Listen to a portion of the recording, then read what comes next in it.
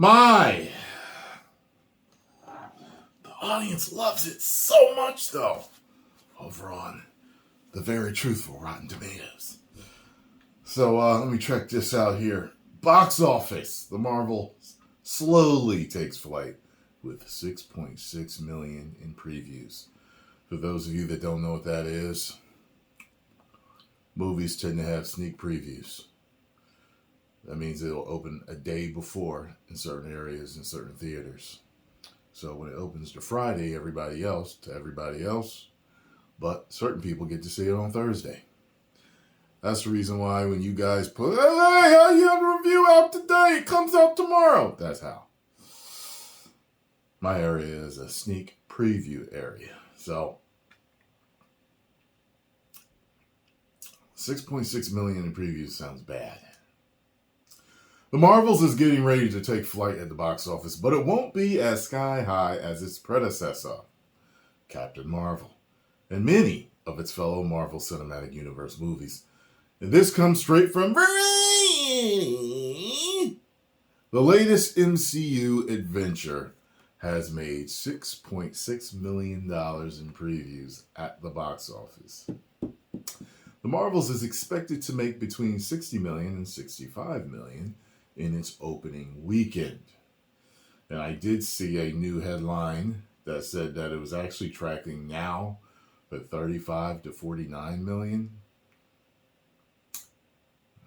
It's far cry from Brie Larson's first MCU outing as Captain Marvel, which opened to 153 million in 2019 from a $20.7 million Thursday preview. Say, the day before, Thursday.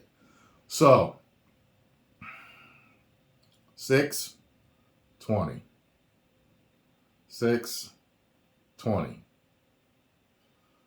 That's a big difference. Even those numbers are real or not. That is a big difference. The audience score is so great. The movie, which ended up crossing the $1 billion mark,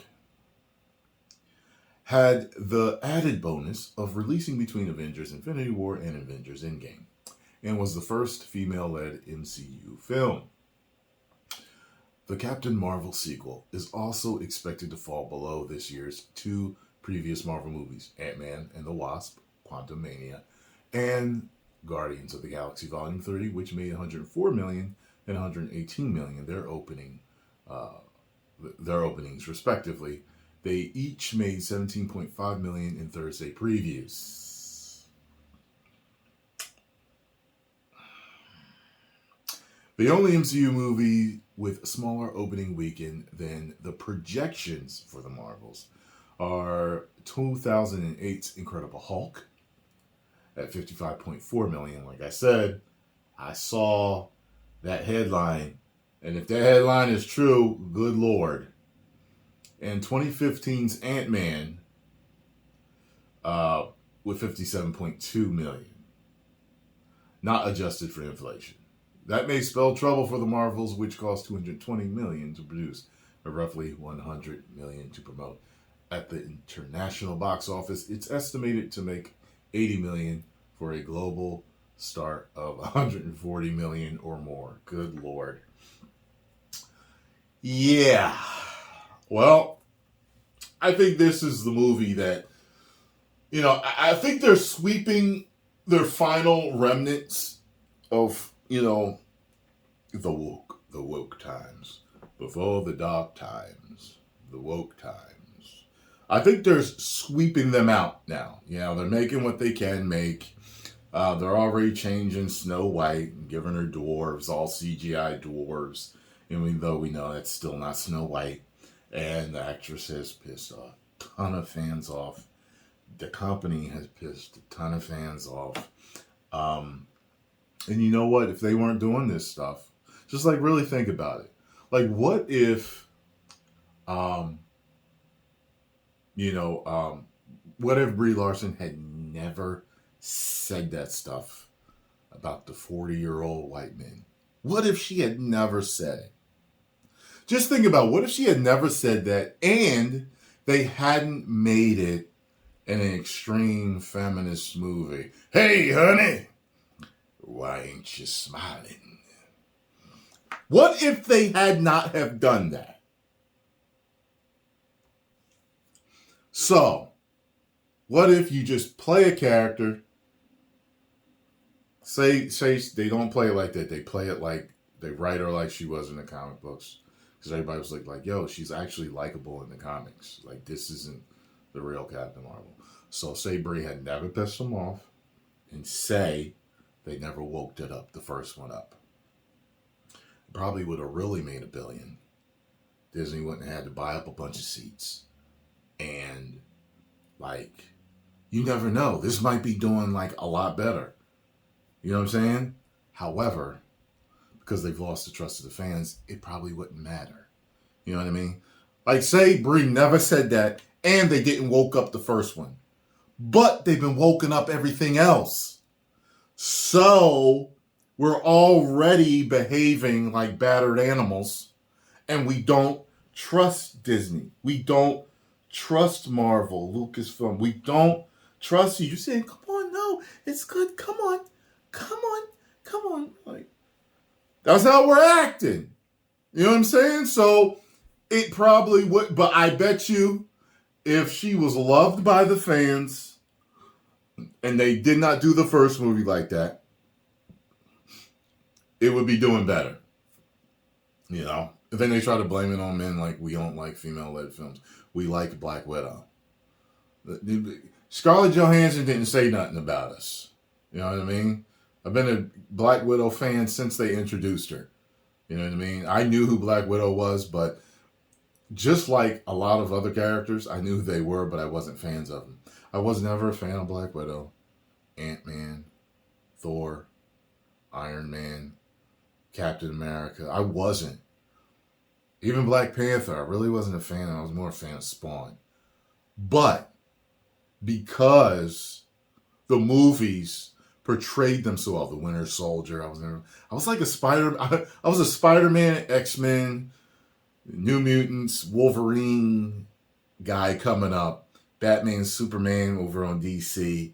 You know what I'm saying? Like, just I loved the Hulk though. I loved the Hulk, but I didn't collect the Hulk. I think I got a couple of Hulk comic books when I was a kid, but I was mainly a Spider-Man guy. So anybody he crossed over with in his storylines, I really got to know. You know, I can't wait till they do a Spidey Goes Cosmic. Marvel, do a Spidey. Sony, do a Spidey Goes Cosmic. Do it right. Have him fight the Grey Hulk. Everything. Do it. It is money all day. Believe me. Even a Spider-Man versus Wolverine movie. A Hulk versus Wolverine movie I heard way back was in the works. Anyway, the point is this. Just think about all this that culminated in this doo-doo sandwich that's going on here. You know? I always say, I like Monica Rambeau and Ms. Marvel. I like them. You know what I mean? And, you know, Ms. Marvel's a very cute, you know, teenage, you know, innocent girl. You know, she has that innocence to her that makes her likable, you know. And Monica's cool. I liked her in, WandaVision. I really liked WandaVision, which was female-led. They always try to blame that stuff like that. Oh, they're misogynist. But wait a minute. How are we misogynist if we like all these other female characters and we want all these female character-led movies? If you're just writing them correct, we want them. If they're portraying the characters correct, then we want them. But they forget that we also don't want the male-led movies that they're putting out, that they're woken up. So what do we hate men and women now too? Is that how it goes? We hate ourselves and we hate women? Is that what they're trying to say? You can't do that. They're always a reach for something, man. Always a reach. And, you know, I never really speak on these things. A lot of times I just ignore them. But I was like, what? They're blaming men now? Well, then, first of all, the men, you can't blame men for your failure at the box office when your fan base is men and you're not catering to your fan base anymore. You can't do that. You can't put out what your fan base never wanted, never asked for, and doesn't like, and expect to make money off of it. Talk to Bud Light. Ask them about that. I mean, like that, to me, that's one of the dumbest marketing decisions ever made in history. In history. I couldn't believe it. I was like, okay. Yeah, I ain't really had nothing to say about it because I just knew how it was going to go down. I don't really drink. But when I do drink, I'm a Budweiser guy. I was introduced to beer with Budweiser. I'm a guy that if I go to a restaurant and the first thing that I like, I order it every time I go to that restaurant. I'm like that. I'm simple. I don't need to try everything on the menu. So I'm like that. The first beer that I think that I was ever allowed to drink or drank was Bud. So it was like, you know, that sounds like it's good. I like it. It's the king of beers too? Wow, they're the king of beers. I know why. Look, I like it. You know, so whatever, man.